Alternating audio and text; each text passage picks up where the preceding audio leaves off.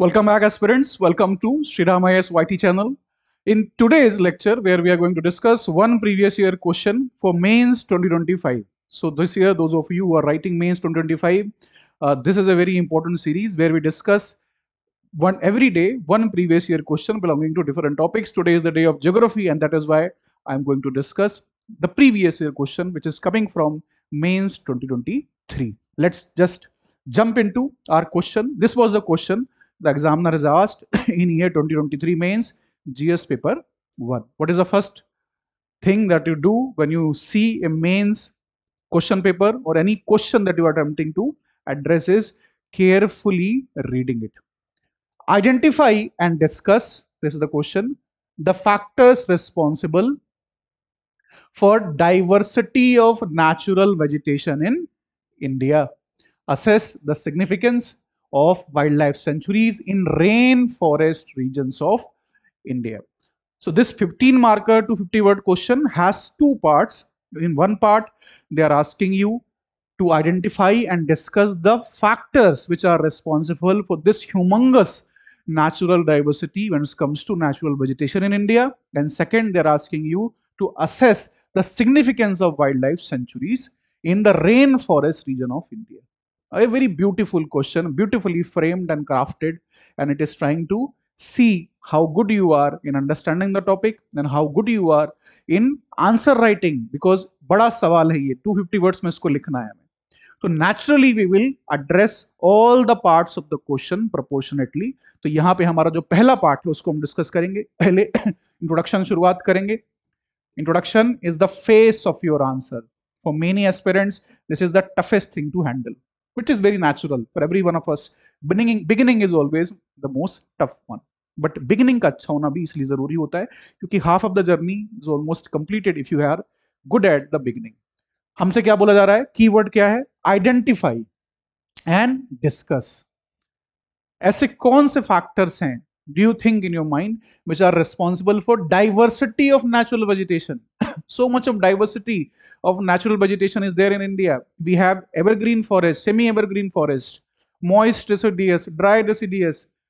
We have alpine forest in high Himalayan areas. In coastal areas, we have mangroves. So we have desert vegetation also in some areas of India, like northwest Rajasthan, Marustili. So we have so much of diversity in natural vegetation. They are asking you to identify and discuss the same factors जो इसके लिए responsible है. तो primarily जो factor responsible है, as you will see, is physiography. Very natural physiography. The length and breadth of India is so huge. It is so huge that in higher Himalayan areas, the alpine forest is developed. In areas of southern India, you have deciduous forest. So because of the length and the breadth of the country, physiography plays very important role. You have high Himalayas, you have deserts, you have plains, you have coastal regions, जो कि बहुत बड़ा role यहाँ पे play करते हैं. तो physiography का रोल यहाँ पे बहुत ही ज्यादा इंपॉर्टेंट है, बहुत ही ज्यादा इंपॉर्टेंट है, इसमें कोई भी दो राय नहीं. तो स्टार्ट हम करेंगे फिजियोग्राफी से. पहला हमारा जो पॉइंट हुआ, हमने फिजियोग्राफी लिखा और उसको एक्सप्लेन करना शुरू किया. एग्जाम्पल लिखेंगे हम. जब हम डेजर्ट की बात करेंगे तो वहां थॉर्नी फॉरेस्ट के बारे में बात होगी. जहां पे हम हाई हिमालयंस के बारे में बात करेंगे तो वहां पे अल्पाइन फॉरेस्ट के बारे में चर्चा की जाएगी. That is how you substantiate your point. दूसरा फिजियोग्राफी के बाद इंपॉर्टेंट होगा obviously climate. Because of climatic diversity, we have that much of natural vegetation. There are areas जहां बारिश जो है बहुत ज्यादा होती है, 200 सेंटीमीटर से ऊपर ही बारिश होती है कुछ एरियाज में, जहां एवरग्रीन फॉरेस्ट होते हैं. Then you have 100 to 200 centimeter. Here you have deciduous forest less than 70, but different categories developed. The same goes for desert vegetation जो होता है नॉर्थ वेस्ट राजस्थान में. तो क्लाइमेट बहुत बड़ा रोल प्ले करता है. क्लाइमेट की वजह से सीजन्स होते हैं. तो फ्लावरिंग का जो टाइम होता है, जो फॉल का टाइम होता है, it is different for different species because of which you have so much of diversity. तो climate plays a very important role. Climatic conditions, rainfall, temperature, pressure, humidity, every such factor plays a very very important role in diversity of natural vegetation. Climate हो गया. तीसरा हम बात करेंगे भाई जो soil का फैक्टर है. बहुत ही इंपॉर्टेंट फैक्टर है सॉइल का। Multiple types of soils India में मिलती हैं। एल्यूवियल सॉइल हो गया, ब्लैक सॉइल हो गया जिसको रेगूर सॉइल भी बोलते हैं, येलो एंड रेड सॉइल हो गया। Then you have soil present in desert area, forest area, laterite soil हो गया। So multiple soils exist which support multiple types of vegetation, जिसकी वजह से हमारे पास डाइवर्सिटी है। तो soil factor plays a very very important role here, क्योंकि soil के कारण ही न्यूट्रेंट जो होते हैं उनकी अवेलेबिलिटी होती है और उसके बेसिस पे डेवलपमेंट होता है। Then one factor which is very very important is biotic factors. Various biotic and non biotic factor. तो बायोटिक फैक्टर में मोस्टली न्यूट्रेंट, वाटर, सॉयल ये सब कुछ आ जाते हैं। और नॉन बायोटिक फैक्टर जो होते हैं वो भी उतने ही क्रिटिकल हैं, जैसे human intervention, deforestation, urbanisation, expansion of agriculture. ये सारे फैक्टर्स इन्फ्लुएंस करते हैं कि किसी पर्टिकुलर एरिया में नेचुरल वेजिटेशन की क्या सिचुएशन होगी। You also have factors like altitude. Altitude plays a very very important role. The higher you goes up in the Himalayan area, the more conifer or these kind of vegetation will exist there. Tundra vegetation is also there in some cases of the high Himalayas. तो altitude बहुत बड़ा role play करता है। तो altitude, soil factors, non biotic factors, climate, physiography make India a very diverse country when it comes to natural vegetation. बहुत diversity यहाँ पे हमें दिखाई देती है। हमने मेंशन कर दिया, आइडेंटिफाई किया फैक्टर्स को और इनको वन बाय वन डिस्कस भी कर लिया with substantiation, with examples. Now when you will do this within 100 and 125 words, ये जो वाला जो पार्ट है वो एड्रेस हो गया। This part has been addressed. 100-125 words it will be addressed. The next जो पार्ट होगा आंसर का, that is reserved for this 150 to 125 words are reserved for this particular aspect of the answer. They are asking you to assess the significance of wildlife sanctuaries in rainforest regions of India. क्या significance है wild life sanctuaries का, national parks का, biosphere reserves का? अपना एक core significance होता है, लेकिन यहां पे वो पूछ रहे हैं सेंचुरीज का रेन फॉरेस्ट एरिया में, या रेन फॉरेस्ट जो रीजन्स हैं वहां पे। You should know कि where these regions are located first of all, then only you can write a appropriate answer. Where they are located? They are located in Western Ghat regions. Western Ghat का reason हो गया, और eastern या north eastern जिसे हम हिमालयास कहते हैं, यहां पे रेन फॉरेस्ट लोकेटेड है। So, इन एरियाज में जो वाइल्ड लाइफ सेंचुरीज हैं, जैसे पेरियार वाइल्ड लाइफ सेंचुरी है, साइलेंट वैली एरिया जो है, नमदाफा हो गया in case of Arunachal Pradesh, these kind of area जो रेन फॉरेस्ट एरियाज हैं जहां पे वाइल्ड लाइफ सेंचुरीज लोकेटेड हैं, वो पूछ रहे हैं कि उनका सिग्निफिकेंस बताइए क्या है। तो हमको एरिया आइडेंटिफाई करना और सिग्निफिकेंस जो कि जनरल सिग्निफिकेंस, जेनरिक सिग्निफिकेंस होते हैं, उनको लिख देना है बस यहाँ पे, क्योंकि वो सवाल क्या कह रहे हैं, असेस द सिग्निफिकेंस, असेस करना कितने सिग्निफिकेंट है। तो you will write down yes they are very significant, hugely significant. Why? Primarily ecosystem services they provide a lot of ecosystem services.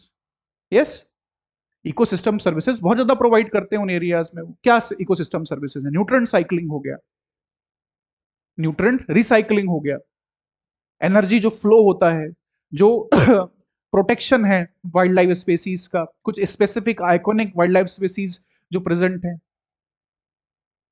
तो जैसे गोल्डन लंगूर हो गया वेस्टर्न घाट के एरिया में, that is very very significant. Flying squirrel हो गई नमदाफा के area में।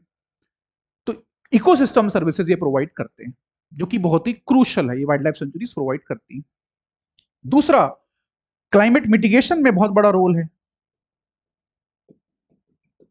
क्लाइमेट मिटिगेशन में बहुत बड़ा रोल है। A lot of carbon is captured and restored in the forest areas, और वो क्लाइमेट मिटिगेशन में बहुत बड़ा रोल प्ले करते हैं। They also provide, they are like the lungs of our planet. These areas are like the lungs of our planet because they produce what? Oxygen. They take what? CO2, carbon dioxide. So climate mitigation में बहुत बड़ा role इनका है wild life sanctuaries का। अच्छा, depending on how much words you have spent in the first part, you will appropriately address the second part. Do not breach the word limit. This is the basic law that you have to keep in mind. तो climate mitigation के ऊपर हमें focus करना है यहाँ पे, जो कि बहुत ही इंपॉर्टेंट है। इकोसिस्टम सर्विसेज हो गया, इसके अलावा yes, you will talk about the cultural benefits of these areas. बहुत सारी ऐसे ट्राइबल कम्युनिटीज हैं जो इन एरियाज में रहती हैं, इंडिजीनियस हैं, which take their culture, their economy, everything from these wildlife sanctuaries. तो नॉन, जो जिसे हम कहते हैं माइनर फॉरेस्ट प्रोड्यूस हो गया, they collect from these areas, they derive their culture from these areas, जो कि बहुत ही क्रूशल है। बहुत सारी ऐसी इंडिजीनियस कम्युनिटीज हैं, these wildlife sanctuaries are what, their homes. तो ये भी एक बहुत ही इंपॉर्टेंट पॉइंट है, जो कल्चरल सोशल बेनिफिट्स हैं to those who are living in these areas. तो इकोसिस्टम सर्विसेज हो गया, क्लाइमेट मिटिगेशन हो गया, कल्चरल बेनिफिट्स हो गए, biodiversity conservation is also very very important. There are variety of flora and fauna which exist in these areas which are very crucial to protect। तो wild life sanctuaries बनाई ही इसीलिए जाती हैं एक तरीके से, ताकि बायोडाइवर्सिटी का इन सीटू कंजर्वेशन हो सके, which is in line with our global commitments। Then you can talk about variety of educational services, educational research and development, ये सब भी इन सेंचुरीज के आसपास होता रहता है होता रहता है। Plus if you have word there left, you can talk about the tourism also. Eco tourism आजकल काफी प्रमोट किया जा रहा है, तो वो एलिमेंट भी यहां लिख सकते हैं, but provided that you are addressing the question within the prescribed word limit. There are many things which you can write, लेकिन हमें हमेशा इंश्योर करना है कि जो भी इंपॉर्टेंट पॉइंट्स हैं वो with in the world limit address कर लिए जाएं, उसमें वॉयलेशन ना हो। यहां वॉयलेशन करोगे तो बाकी जो क्वेश्चंस हैं उनमें टाइम कम बचेगा, यहां पेनाल्टी लगेगी, और जो मार्क्स हैं they are been given to you on the basis of how good the content is, not the length of the answer. वो लिखा रहता है पहले पेज में, the content of the answer is more important than the length of the answer. So here you have addressed all the important factors. पहला वाला part proportionately हमने address कर दिया, आइडेंटिफाई किया रीजंस को, उनको डिस्कस कर लिया, और देन सिग्निफिकेंस को हमने असेस किया। लास्ट में कंक्लूड करोगे कि wildlife sanctuaries are very crucial, और जो डाइवर्सिटी है इंडिया की, we are one of the world's biodiversity hotspot. It is very crucial in addressing climate change, it is very crucial in addressing sustainable development. Primarily this is the reason that government is very focused in conservation and protection of our biodiversity. That is how you will conclude. Clear है? So इस तरह से हम mains में answer writing की तरफ जाते हैं। Those of you who are going to write this year mains, all the very best, all the very best. Revise, revise and revise, and take rest also. Next 10 days are going to be very very hectic, and those of you who are trying to write or will write next year, make sure that you are watching these lectures, taking notes from these lectures, and have started practicing the answer writing. Thank you.